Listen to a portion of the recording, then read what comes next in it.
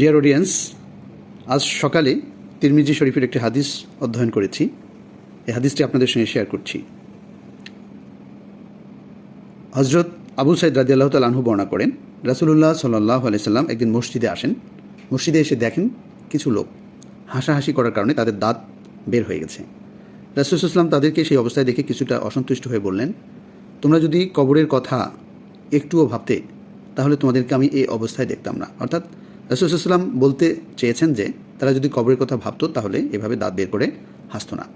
তারপরে এই হাদিসের বিস্তারিতভাবে কবরের আযাব এবং অন্যান্য বিষয়গুলো নিয়ে বর্ণনা করা হয়েছে এবং শেষের দিকে, হাদিসটির একেবারে শেষের দিকে রাসূল সাল্লাল্লাহু আলাইহি ওয়াসাল্লাম ইরশাদ করেন যে কবর হচ্ছে নেককার বান্দাদের জন্য, আল্লাহ তাআলার পছন্দসই বান্দাদের জন্য জান্নাতের বাগান, আর এই কবরই হচ্ছে গুনাহগার বান্দা, নাফরমান বান্দাদের জন্য জাহান্নামের গর্ত।